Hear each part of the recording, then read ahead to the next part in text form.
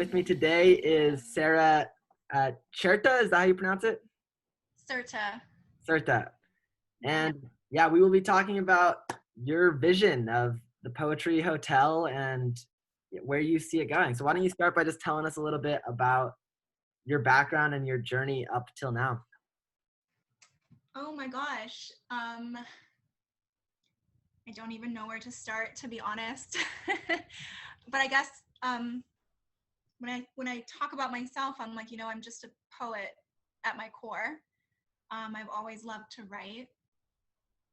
And oh my gosh, my journey has been really intense, to be honest. So No, jump with it. I struggle with speaking about it like in a linear way. That's why I'm like, I literally need to make art so that people understand. Like you will glimpse Yeah. what I'm trying to say if I can like make like a movie, like a cinematic experience. Like that's kind of how. So I'm trying to answer your question, but No, I feel the same way. Because that's why I kind of like Twitter is that, like, my mind just goes all over the place all the time, and so like I can pick like random thoughts that are like cohesive and write them out. But like when I'm talking like to my friends and stuff, I just have a tendency to just go all over the place and then just start in a tangent at like one end of my mind and just end somewhere completely else that might not even be related. which is like sort of poetic in a way, right? Like poetry is non-linear language. We are non-linear beings. We're multidimensional, full spectrum experiences happening. So it's okay. I think part of this shift for us as a humanity is like getting more comfortable with more open, flowing language and getting more comfortable with feeling one another and just like riding the wave of whatever like comes up, especially like in a situation like this, like two people just talking. Like we don't have to, like, I know we have a general, this is what we want to talk about, but like who knows really where that will take us in the Yeah, moment. that's how I've been running the podcast, is like I just come across someone that I think has an interesting perspective or something that like I like want to have a conversation with, like, anyways. And then yeah, every podcast up till now and this one too, like have very little game plan of where like you have an intention of where it's going to go. You really just, yeah, like it's about just like being comfortable and just having those interesting conversations as opposed to having some scripted idea of what we want it to look like. Right. It's letting us get together and just play. Like, what music will we make together? That's really how I see it and how I think of it. I have to turn my space heater off just a second. It's getting warm in here. Okay. Sorry for interrupting the flow. Oh, you're all good. Yeah, I feel like I still didn't like totally answer the question. how about tell me when you started the Poetry Hotel? I think I started receiving visions for it earlier this year. I mean, for a while, for the last couple years, I've been like, I'm like, I want to live somewhere in a space where I can invite people to my space and we can, you know, read and write poetry and have like, I was just like, I don't want to live like alone. Like when I was thinking about like, okay, if I can create anything I want, I don't want a house all to myself. I want a house where people can come and stay and have an experience. So, and that's been a vision I've had for several years. And it's sort of evolved. I mean, it's continuing to evolve as I'm tracing this vision. And now it's like recently the vision of what the Poetry Hotel is has like gotten so, like my mind was like blown of like what will actually, like how it will materialize in like several years from now. Like it's just, yeah, I use it right now. It's like, it's a concept for me to encapsulate everything that I'm passionate about. I mean, right now it's just, a website. It's my website. But it's basically everything about poetry, the quantum mechanics of sound. Like, I never knew, like I went to poetry school. I did the whole like traditional poetry um, path and it, didn't work. Um, and on my spiritual journey, I guess I really realized like what poetry actually is, and not just poetry but language. I guess you could say I've been working with like the planetary logos and like the power of the word. Like there is actually so much power in the It, language that we are using. And then that's and then what's the, like incredible to me, like, is when you start to grasp like how much of an illusion this entire construct of society is, from everything from the education just to all these like ideas that we give our belief to that then become our reality. Like they're all just made of words. And if you can, and if you can talk your way, if you can find the words from a from like one reality to another, you know, if you can make the bridge from words, then you can like from there start to create that new reality. And that's what I view Twitter as, like a tool for almost. Is like, I think we all have this sense that there's this new earth that's like being born, and we can kind of participate in the birthing of that new world by like welcoming it with words and describing what we're sensing. And by doing that, we are making it more real, both in the spoken word and the written word. yeah, absolutely. And I would also add to that that almost every argument, disagreement, fight between humans can be traced to that a lack of that bridge in our language. Yeah. So that's something I'm also very passionate about. I eventually I see myself offering all types of collaborative classes, like educational experiences where we really teach people like the real power of our words and the relationship between our language and our psyche, because it's much more complex than I ever learned about, in any traditional setting. And I always like I wanted to study. I mean, going back to my background and where I came from, like I was always passionate about poetry and psychology, poetry in the mind, poetry and mental health. Like those are my two main passions. And as I started going through my personal spiritual awakening, my ascension process, those things became more and more unified as I realized I had a power to rewrite my own narrative about my own life experience using my words. And then it went, really deep into there, and you get into the quantum mechanics of like, when you speak from your core, you actually are healing yourself. Like Yeah. this is my biggest message to people. Like you are encoded with a medicinal property, which is the vibration of your own voice. So that's a big part of the Poetry Hotel as well. So it's all about basically a renaissance of poetry, yes, but like even more than that, like the quantum mechanics of sound. Like this whole reality is sound, right? And we are instruments, so We are. we have all the power. It's crazy. It all, like, going back to the Renaissance, it all just, like, I see it all tying together. Everything from like the culture change and the culture shifts to the science and to like us rediscovering the like quantum understandings that we've had throughout our history, but to like to start having these understandings come mainstream and to understand the power of manifestation and the power of our being, and that we're not just strictly material physical beings, you know, that we are very powerful creators of reality. And I think if we can empower people to understand that and then to use those gifts, then like that's a new, like that's the start of a new civilization in my eyes, is people breaking free of whatever this dying construct is. And I feel like we can sense that it's dying. Yeah, Like the election, like it never really feels real, but this one didn't feel real at all, you know, like it was just so. yeah, and and yeah, I think the more people that kind of come to their own realizations, their own inner standings of their power and their gifts, then just by doing that, it's like a catalyst for the world that like I think it already exists. Like the new world already is like there in inside of us all, and we all have this like part to play in it. And yeah, I think it's just about getting people to like take that leap and jump in and discover whatever they're supposed to be bringing to the table. Right.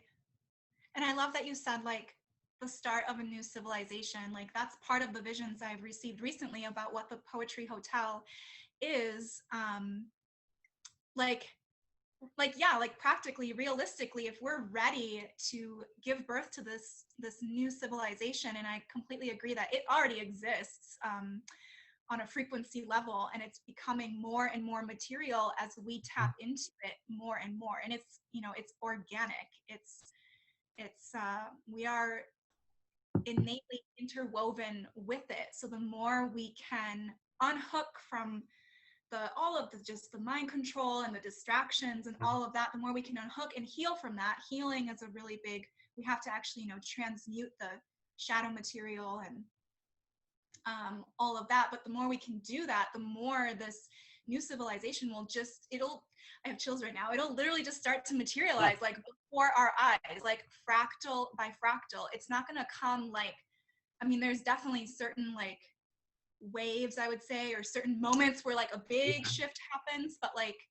it is an organic process. It's like watching a garden grow, but we're not just watching it, like we are a part of it. We are the garden. And I think another thing that we really have to do is remove our dependency on the existing systems. Like part of that transition is like on the individual level and on the collective level is like when we have to start generating our own systems. And in a way, like something like this it's a new system, instead of the news or whatever, like people now have YouTube accounts and everyone's starting podcasts, and we're finding new ways of listening to new perspectives and getting our voice heard, which is another thing that like I have this love-hate with social media because it is such a powerful tool to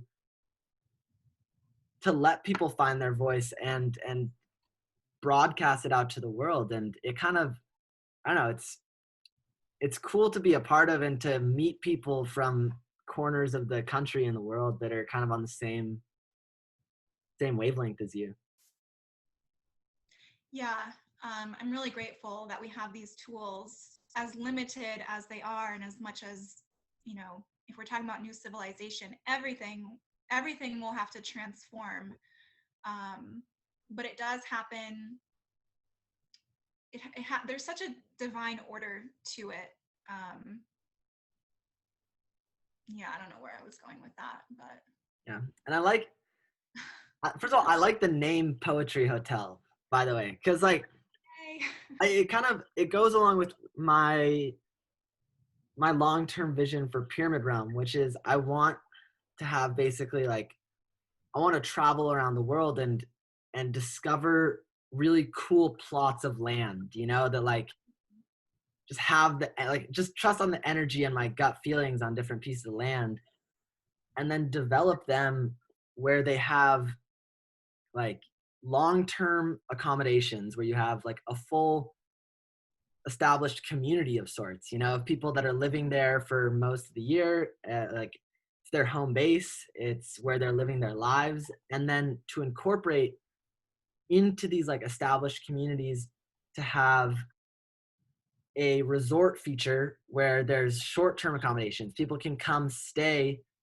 and if you're creating like a bubble of paradise or whatever, like I want to break all of the cult things that we've done wrong in the past, and I think having it be a partially resort or hotel accommodations where there's constantly an influx of new people and new life, like I think that's kind of fun and healthy. And for me, like that's when I'm envisioning the communities that I want to build out, like I'm I'm trying to know myself as best I can to know like what exact circumstances I want to live in, you know? And I don't want to necessarily live in like no technology at all, none of this, or put a bunch of restrictions on it. I want to like approach the entire idea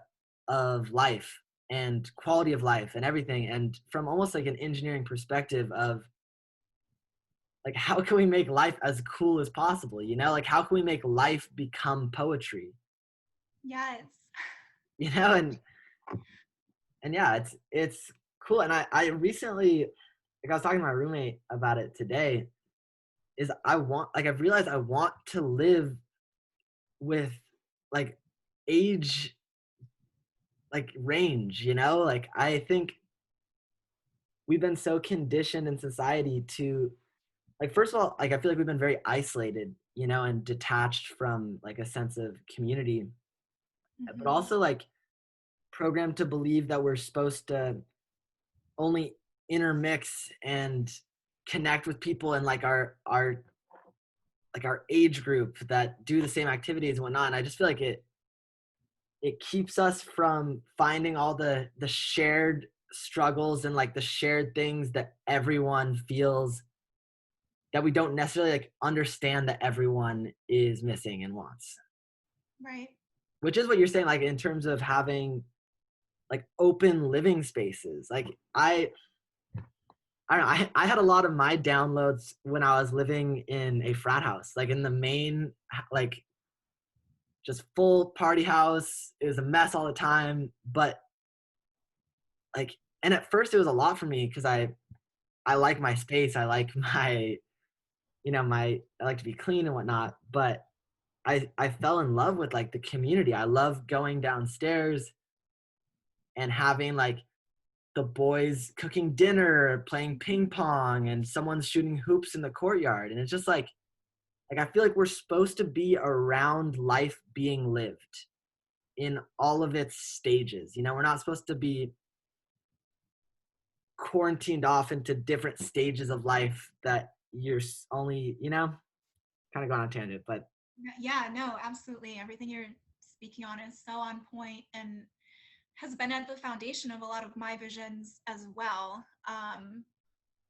You just said so much amazing information. I'm just like taking in all the richness. I mean, yeah, the whole inverted matrix is basically set up like a cult, and the purposes of a cult is to keep human beings in isolation from one another, which is so not natural. None of it is mm, um, normal, even though it's become so normalized and we've become, desensitized to it. But yeah, back to just open living. I mean, that's the Poetry Hotel, like when it will be built out in the physical, like that's the vision. Like I see it as a community, and like very like resort like, and there are different, I see like a center building and everything is built like completely circular so that we can keep adding on, because like even how all of our cities are built and how everything is like boxed in and planned out, it doesn't allow for organic growth. It yeah, doesn't allow for innovation. It doesn't allow us to like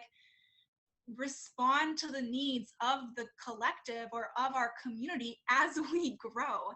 yeah, So the vision for the Poetry Hotel is to have everything be circular. We would start with a center building that is like, the center, I'm seeing like a library, a tech center, a ballroom. Oh my God, the dance parties. Like I've had these visions for so long, but just like a gathering, like community space. Like there's a mhm, community like cafeteria or whatever. I don't like the word cafeteria because it brings back like, we've all had like weird cafeteria experiences, I feel like, but like dining hall, a dining hall. I like that better. Or dining room. We can have formal dining rooms, I guess. I mean, it's the Poetry Hotel. We can do anything we want.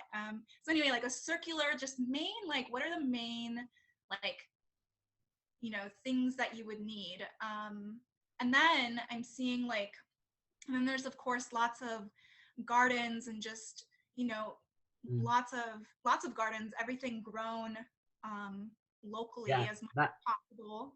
that's And another. oh, sorry. I want to Uh, finish. Go ahead. Because it ties into so many of your visions.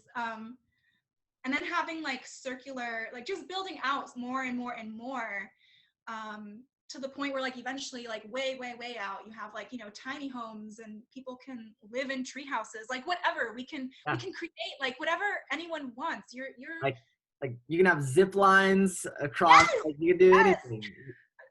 Yes, when I earlier this year, my first stop after leaving Minnesota, I was in Boston, and I was in a space too where I was living with other people, and I was like, this feels like when I was in college, and it felt very like divinely ordered, that I was being reminded of like, yeah, the natural community and camaraderie we have, in a campus experience. So it is in many ways like a campus, like hotel, but in such a new way, because all of those Yeah. words, we've known them, are so limited. So this kind of bridges like, and it's also, it's hospitality. Like there will be Yeah. real, um, you know, real medicine, or more advanced medicine, I should say, you know, Yeah. quantum integrated, and then interconnecting with other tribes. This is why I love your vision so much, because that is eventually like there will be, like I see these multiple hubs that are all Mhm. circular, and then we can like interconnect them so we can travel. People can live nomadically. You can stay Yeah. short term, long term. You can really just flow with your organic process. So Yes. And I've thought about like if you have multiple locations and you have some, like you have a location in Central America and then you have one in Europe or something, and if you have, but they have the common ground of this community, these shared values, whatever. And I think I still want to adopt some of the cool parts of like wherever the culture is that the community is located, you know, like yeah, I want it to like hold true to wherever, like some of the aspects of that culture that it already is in that area, but I want to then have people be able to like really easily do a house swap where like you could go spend a month around the world, swap houses, and you're going to experience a whole new culture, a whole new climate, a whole new community experience.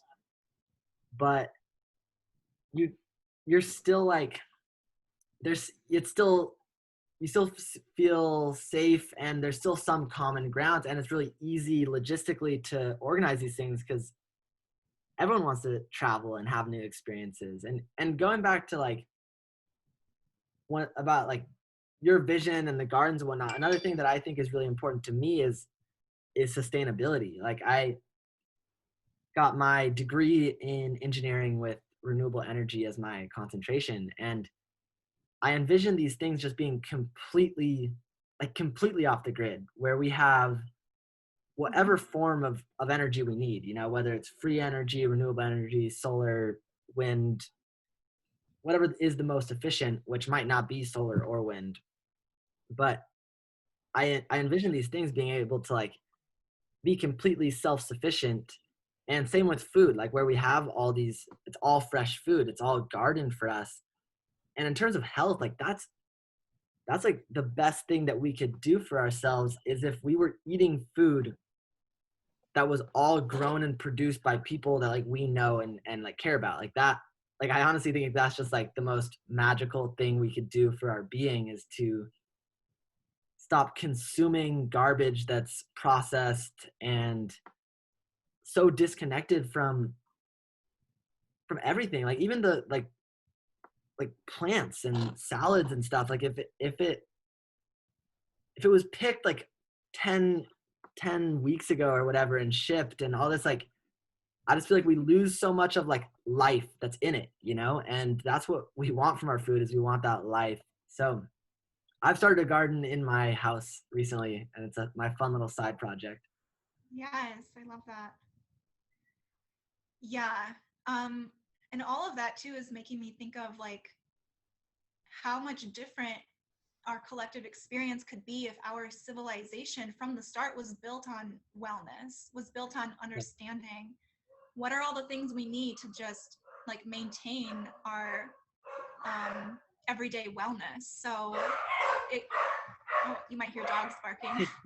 um, Man, and that's what like made me so mad in like initial part of my awakening. Is like I feel like I've always had a good gauge like individually that like my priorities like are very important in my life. Like I feel like I for a long time I feel like I was just focused on myself applying these things of like what matters to me. I have my friends, I have sports, I have school, I have my family, and I have all like I have hobbies, whatever. And to maintain that life, like I have a certain amount of energy and I need to get honest with myself about what matters to me and then divvy my energy accordingly to mhm, the things that are important. And like it seems so obvious, you know, like when you say it like that, but it's like if you use those same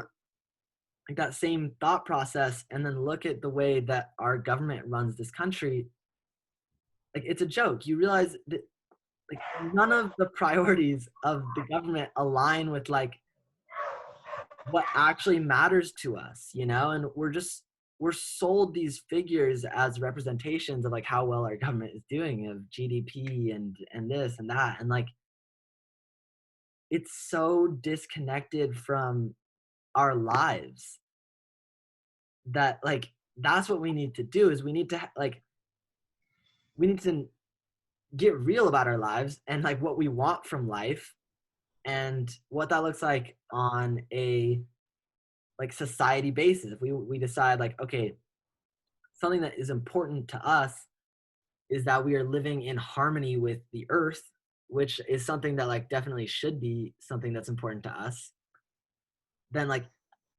we factor that into our priorities. Like I believe we can like yeah, we can be run completely on sustainable energy and we can like go also another thing you said that I liked is like and what's wrong with like cities to me some like is we're not supposed to be like just implanting blocks onto the earth. Like the earth already exists and already has all this natural beauty and all these natural landmarks in it. And I feel like the next stage of like architecture and the next stage of this world is we need to be working with the earth. Like we want to be building things that complement the earth and are like, yeah, like we want to complement the earth. We don't want to be like combating the earth. We want to work with the natural design of the earth from everything from what we're growing, gardening, and also the buildings we're building and how we're designing that the right, cities. right. Like you shouldn't like be able to draw it on a piece of paper and then go put it flat on the earth. Like that's not at least in how I like to work with Mhm, like even something as my room, for example, like when I design my room, like I get in the space and I have no plan and I make like one decision first, you know, where I'm like, okay, like this corner of my room is clearly where like the bed goes. Like it makes the most sense for my bed to go here. And it's a big like portion of the space of my room. So I put the bed there before I do anything else. Like I don't need to plan anything else out. And then I'm like in the space with the bed. And then I move things in and I work with the space and I play with the space. And it's like the room already exists and you're like summoning it. Like it already knows, the room already knows what it wants to look like. And when you're willing to like calm down and just be, then you can see the vision clearer than when you have these like rigid ideas of what things are supposed to, which is what I started to feel like in engineering. I was like, oh my goodness, like this is like the first 2 years of my courses was interesting and whatnot. Sorry, I'm going completely in a different direction now, but I started to realize like they're so like after calculus, after like some of the cool fundamentals of gravity and the universe, like I said, they're so disconnected from reality. Our education is so disconnected from like the true nature of reality that we need to scrap it, which is another thing I think is going to happen in the new world. Like I think the education system's dead. Like I did 1/4 of virtual classes, and I can tell you that no one is learning a thing on virtual classes right now. And they're still paying thousands of dollars. And I don't see it ever going back to like the college campuses full of life, at least like the current establishments college campuses. Like I went on campus last week, and there's everything that I loved about college is gone from college. Like Wow. there's no one throwing frisbee on the lawn. There's no one listening to music and Slack. Like everything that I actually enjoyed about the college experience and that community, like they've taken that away. And I don't know how long these COVID restrictions or whatnot are gonna last, but I think it's gonna have a permanent impact on the education system, especially because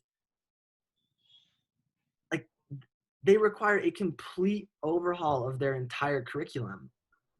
Like I just came out of it, so it's really like fresh for me how backwards it all is. Everything from the English department to the engineering to like there's a lot of good in there. It's like and the coding, I think that like there's things that are you can learn in college education. I'm not trying to say that, but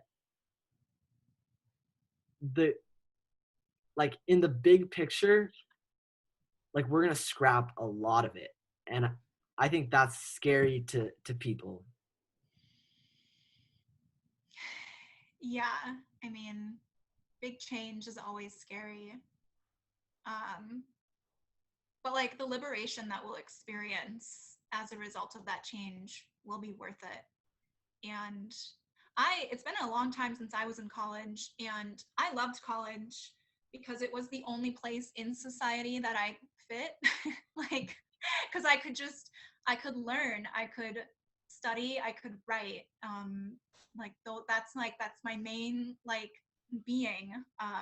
So I really struggled when my college years were over, and I mean that's when things really started to shift for me. I was actually going to go back to school because I was like, I did an undergraduate, I did an MFA, and they were both great. I had great experiences, but that was also, a decade ago. I'm sure things have been changing so much. And I can see now like that there was distortions, obviously, like hindsight, Um, but I love to just like sit and read and write. So like, I don't know. I have a positive.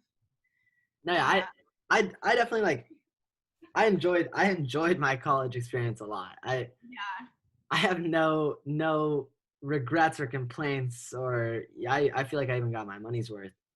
I just like in terms of like when you start thinking of your education system as okay, the education system is like the foundation for reality, because yeah, like you are molding these minds, like you're molding the youth in a certain way of thinking, in a certain way of believing and perceiving reality. And then like the way that people believe in like the way that people believe reality and perceive reality then becomes our reality. right, So what I'm seeing in the education system is that like we're being prepared like we're being prepared for a world that doesn't exist anymore, and it's exciting, like it's frustrating but it's exciting because like what I've like because I'm so curious. I always have been, it's like since I was a kid, I was always like putting bugs in jars and observing and just doing little experiments and I don't know. I just like have always been curious, and I feel like what we're on the cusp of is like we're on the cusp of magic becoming science. Like we're on the cusp of like you should be able to study in your college, in your education, especially if you're paying.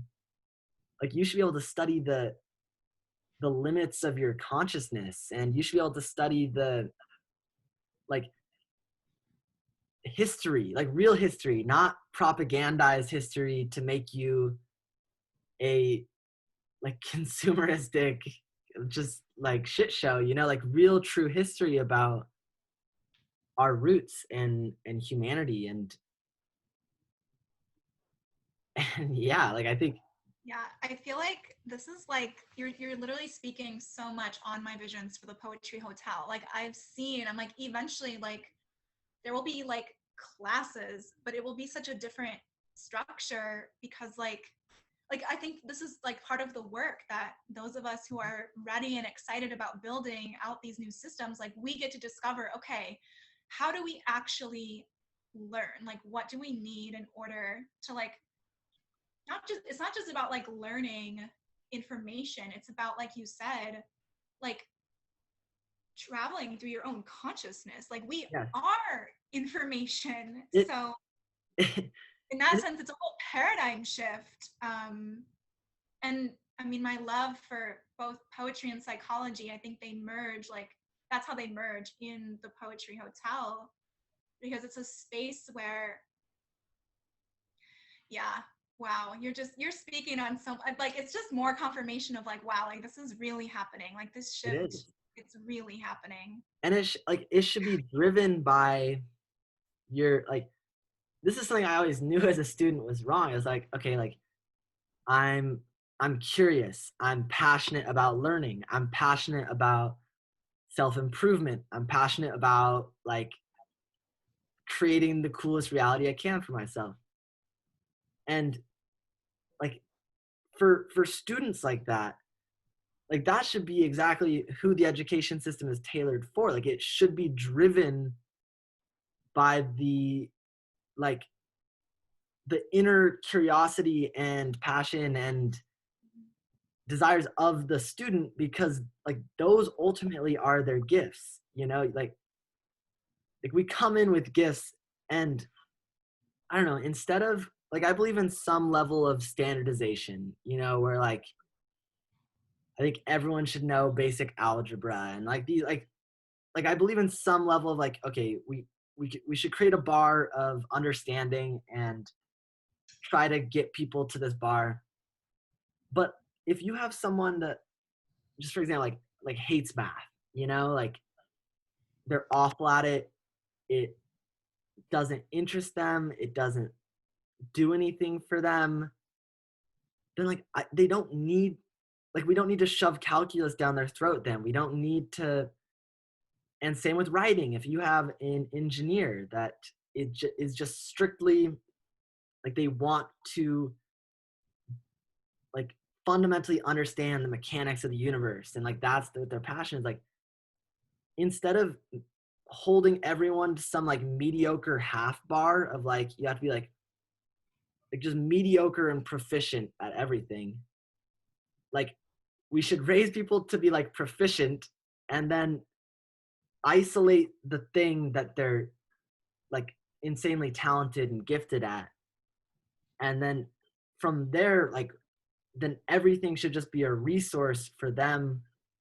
to develop those gifts and to discover themselves because that's the best thing they could do for society is to discover those gifts because then like they're naturally going to contribute those gifts to Right. the people around them, you know, like I think people want to help, people want to be a part of the solution and to contribute what they're good at and and feel like their gifts and what they're talented at is somehow making life better for the collective. Like I think that's deep within all of us. Right. And that's why our building of civilization, of cities, of communities has to allow for that innovation, because we don't know what gifts someone is going to be here to bring. Every single human that comes to this planet changes it in some Yeah, way, and in ways that like we can't be the ones to sit there and be like, okay, well, you're going to do this, you're going to do this. That completely, kills the human spirit, kills creativity, kills innovation, and makes us sick, on every level. So this restructuring that we're talking about, I mean, it basically covers all of our issues. yeah, um, but it does require a full paradigm shift and a willingness to be part of that change, to not just wait on things to change and then take part of it, but to realize you are a part of it here now.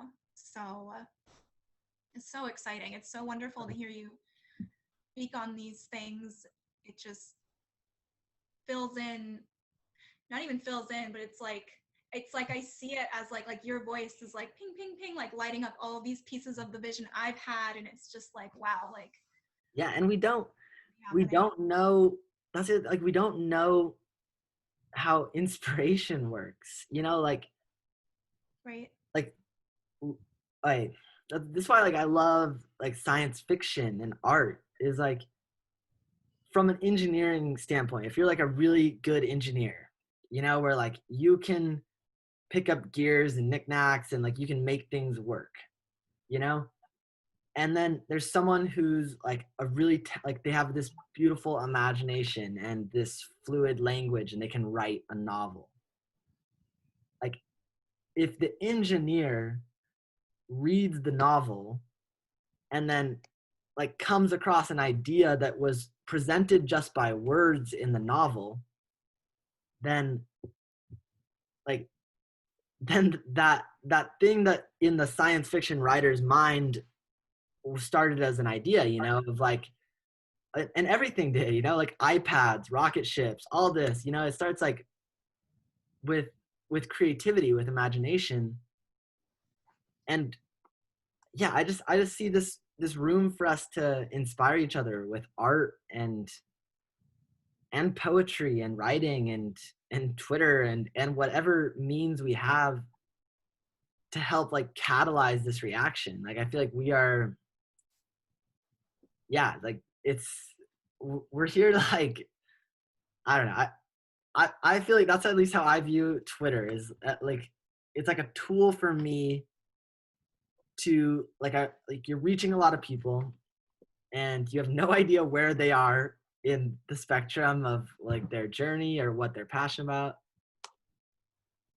And like if you can like start connecting different pieces of the puzzle and like showing people how different energies relate and build together, and then it's already happening, because it's already happening like online, which means it's already happening on the screen, which means it's happening in their mind. And then you're just like planting seeds that then will be born. Like that's, you plant seeds, you water them, and then it's just, it's already happening. It's cool to, I like just watching the wheels turn sometimes.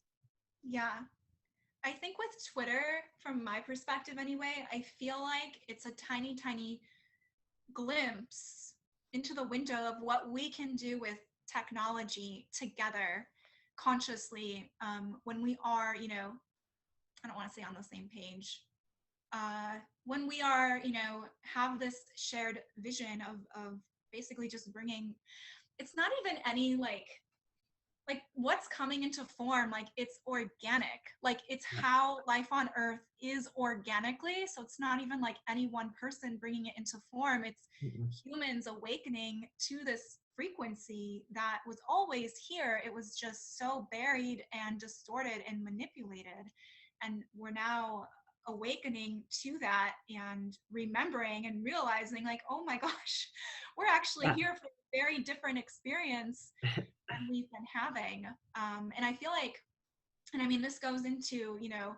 I mean, the future of technology is just mind blowing in terms of what we can actually do with it. And Twitter is, for me, from my experience and just my perspective, like, I think we're starting to really start to understand, like, wow, we actually do have power here. We might not yet be seeing the effects of that power on, like, you know, the world stage with the election stuff, but that's just part of this I mean, process.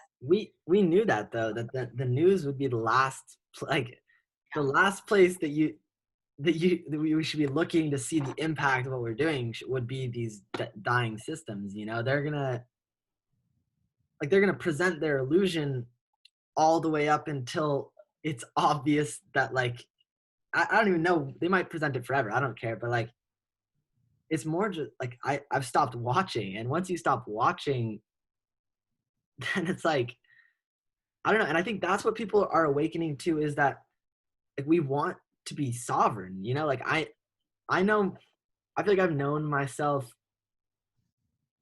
like a lot like my whole life about what matters to me, but especially the last couple of years of like, okay, what matters to me? And it's not money, it's not a lot of things that I feel like I was told should matter to me.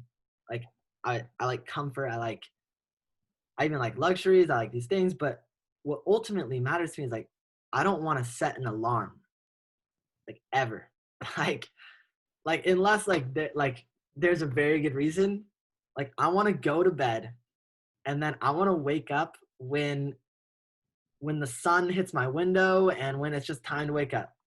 Yeah. And like sleep hits different when you go to bed knowing that you're just going to wake up when you're done with sleep, you know, and you're not going to have some like piece of technology beeping at you because you have like some job that you don't really care about that you have to go to. And I feel like COVID has really like made people face that in themselves to where like I've been having people reach out all the time just like how can I get involved, help out, like not they're like people don't even want to get paid, they just like they want to believe in a route to financial freedom. So like yesterday I was talking to this guy and we talked for like an hour and a half about just life and what matters. And he works a job for Amazon, and by the end of the call he like him and I had discussed and came to the decision like he would come up with his own line of like custom pyramid realm self-care products that he's just going to take lead on and just handle because for him like that opportunity where let's say in like 2 months time you could quit your job and just be living off of like what you naturally want to create anyways, whatever it is, whether it's art or food or yeah, whether you're a chef or whatever it is, like we all like I just think we know what we want to do. Yeah. And it's just about like I'm just such a big it's just like getting real. Because when And you get this new infrastructure will support that. Um, you know, we're going to continue to see a lot of changes with money and how money flows. And in some of these visions that I've received, I've seen how we will really start to experience and remember that our most powerful form of currency is the love that flows between us and the creative inspiration that comes from connecting with people in that shared resonance. I have chills right now. That's actually our most valuable form of abundance because that's how true, innovative ideas that serve the collective come to life through that, just that relationship, just creating, just sharing your organic. inspiration, sharing your resources, your perspectives. And where was I going with that? Oh, and then I'm seeing like there will still be forms of other currency, but it's not going to be like this is the portal to freedom. Like it's very distorted. So one of my visions for this community. So I guess the Poetry Hotel is just what I'm calling my community that I'm building. Yeah. Or that I don't even feel like I'm building it. It's literally just like coming into form around me as I continue to Yeah. follow my path. So that's the Poetry Hotel is a community. It will be an actual hotel for the people who are listening, but it's just gonna look very different than what we've seen. But yeah, I've had that vision too of like people can stay and maybe, you know, maybe they don't pay X amount of dollars, but they stay on the campus for 3 months because they're here to learn about, you know, maybe they are here to study writing or to learn about the quantum mechanics of sound. And while they're here, they also want to cook while they're here, just because that's something that they really love to do, or maybe they want to garden, or maybe they want to do landscaping or interior design. Like, I'm imagining this system that is so open where we can Yeah. really be like, okay, what are you here to give? What are your gifts? And it's just it'll just flow so much more differently And than anything that we've seen before. I would like, yeah, like as like a, like I love self-teaching and opportunities to learn new skills and like, yeah, adding to myself. Like I would love to be in a situation where like I don't have a plan for the week.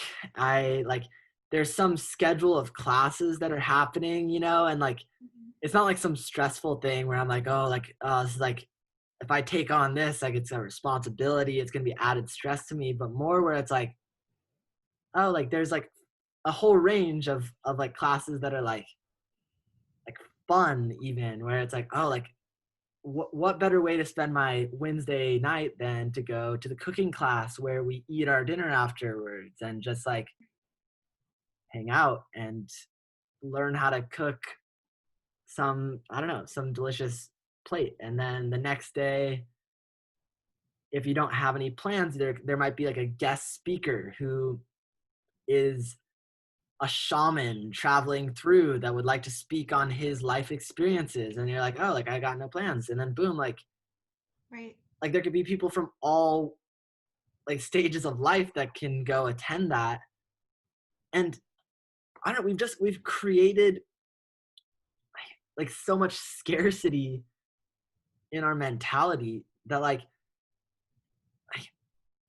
I don't know, we can do everything. I don't know, we can Yeah. have it all, and we don't need to charge, like we don't need to, like people have the right to live on earth and to like have experiences and to do what they want. And I feel like that should be like woven into the way we build our systems, is like we know on the individual level that we want to feel this freedom of, okay, I want to go to the pool, I want to ride the zip line, I want to do this, I want to do that. And like we've created a society where if you want to go to the pool, then like sometimes you have to pay for a pool membership. And if you want to ride the zip line, it's like $50 to go on the zip line. And if you want to go like have fresh fruit, you have to pay. And it's just like pay, pay, pay, pay, pay. But if we could recognize for a moment that we all want these things, then like we can get rid of the scarcity around all of it, to where Right. like the society doesn't function any better when people pay $50 to go to the zip line than if there's just a zip line that people have access to.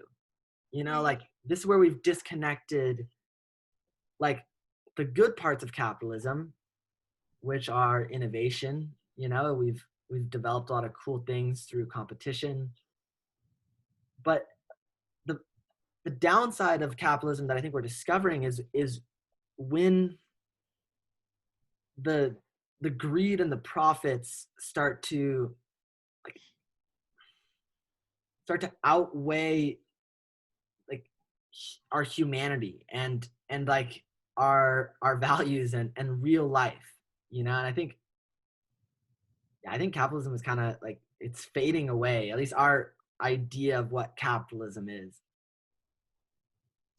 Right. There's nothing wrong with generating all forms of abundance, and we can't really say like everyone should just generate this amount and cap it at this level. I think the issue is deeper. We really do have to look at the quantum mechanics of Yeah. how abundance and money is flowing. What you said about, how we just have to pay for all of these things more and more and more. I just had this vision of like, that is like the materialization of the phantom matrix. We just like keep putting more dollars into things and it just keeps getting bigger and bigger. But like as a collective, um, we're not really like growing the way that we could be.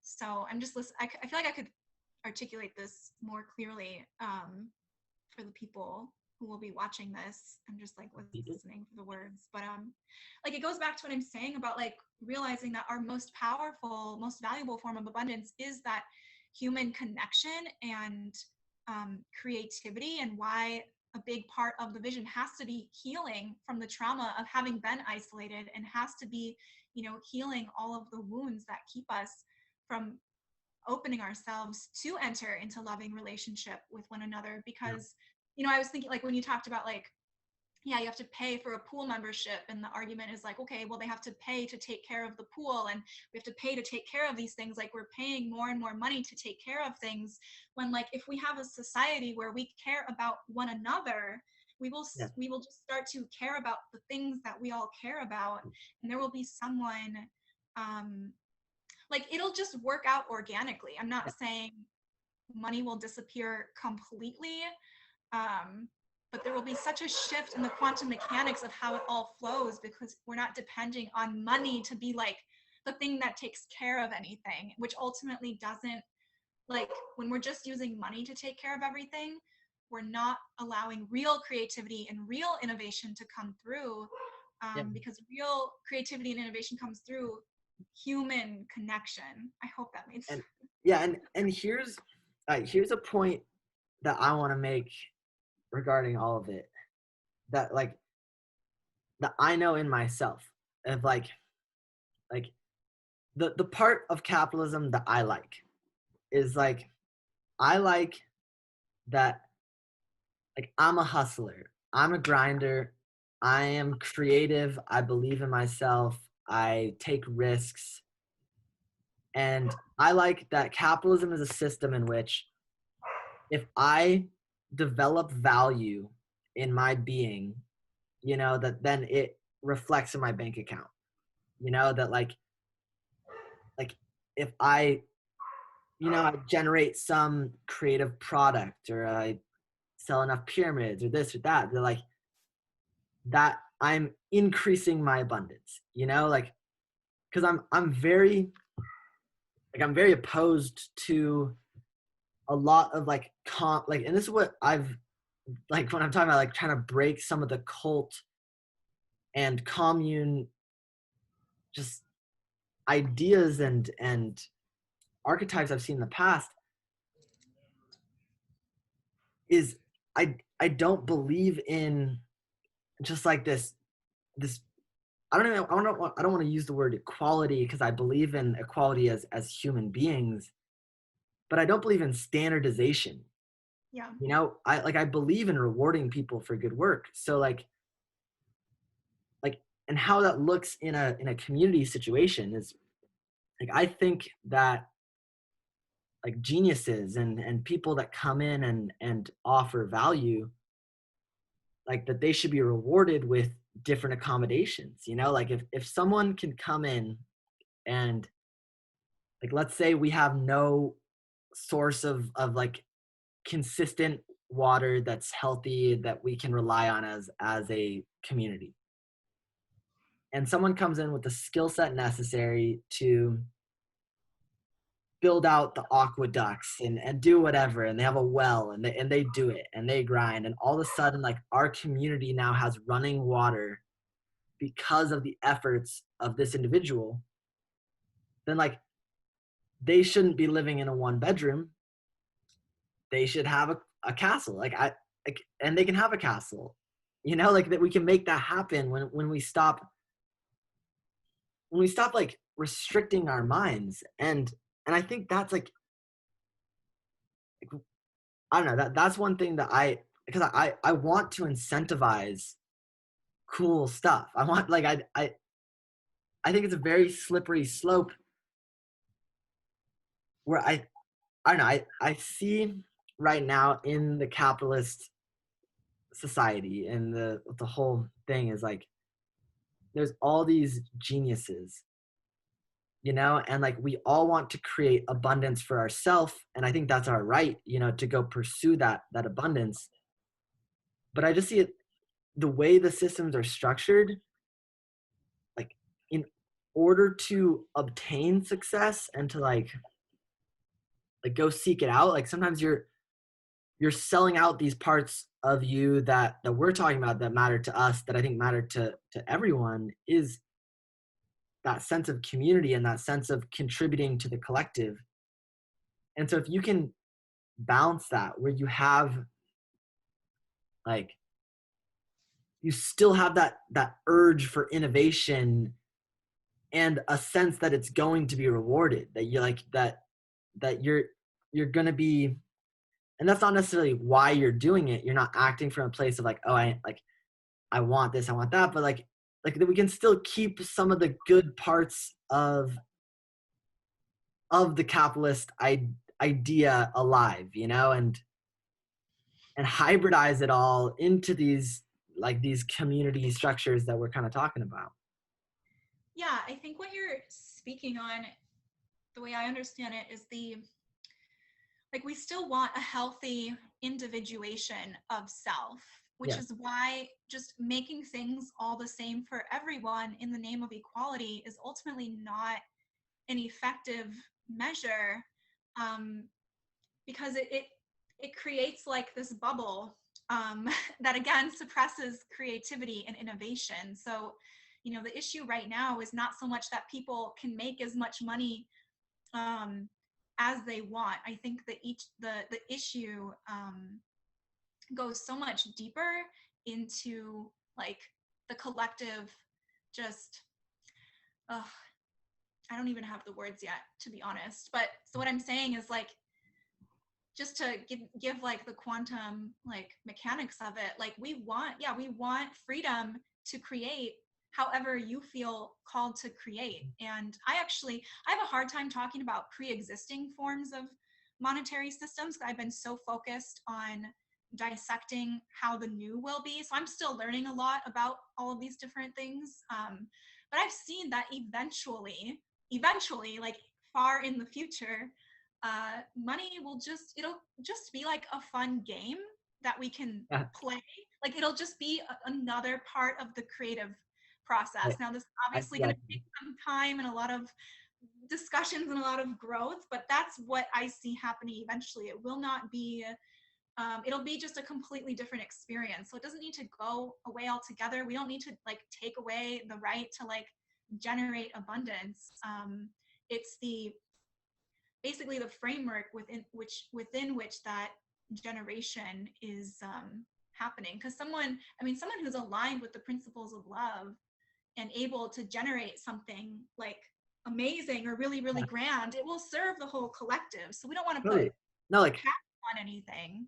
and I think like in terms of value, like I think that if if you approach society and community with new eyes, like you could have someone who like with no rent or anything or like feeling like they owe anything, like you could have someone who wants to move in to your community, whatever, like they're tired of what they want, a new start, and they're talented at just something as simple as gardening, or they know how to teach a yoga class, or they they can tend to animals and take care of an animal sanctuary, like any of these like things, like those are needed parts of a society. Like I think you could, yeah, like that could be your only contribution, is you could come in and just live your life, and maybe once a month you paint a mural on a wall around our community to make our community more like aesthetically pleasing to live in, or if all you do is read books and water the garden like that.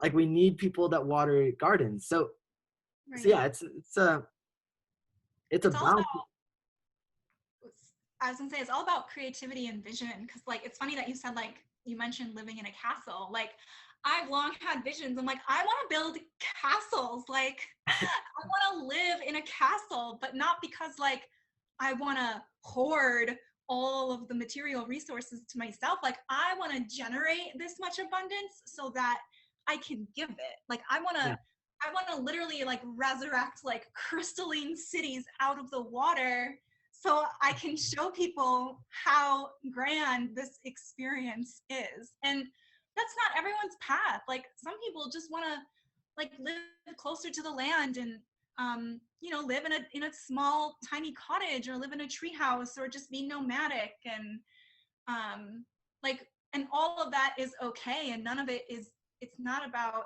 there's a different hierarchy in the natural organic flow of life than what we've been used to. Yeah. Yeah, we have to allow for that healthy individuation of self. We all do come from the same one source, but we're all so unique. And so we need to allow space for that uniqueness to develop. And when we allow the space for that to develop, when people are free to live in alignment with who they really are and share their gifts and their passions and their visions as they are, divinely designed to be, we won't have issues of hoarding and greed and all of that. All of that comes from not actually being free. Like, that is part of the mind control trick is, you have all these people, like, they have all this money and it's like, oh, this is the ticket to freedom. But anyone who's living, hoarding a lot of money is poverty consciousness. So it's not even about the amount of abundance that you have. It's about how deep can you surrender to the flow? And the deeper you can surrender to the flow, the more will flow through you. So I've had visions also of this, in this new civilization that we are remembering and rebirthing, we're vessels of currency. Like, the money isn't for me to hold onto, right? Because that's just going to make me sick. Anytime we're holding on to anything, it could be even millions or billions, it's just going to make me sick. We're here to be vessels, literally. Yeah. These open, where the river of money can flow, and we can just, we each have different visions, we have different skills, we have different passions. And so I see us as like literally guardians of God's river, just like directing the flow. Yeah. I happen to like be really passionate about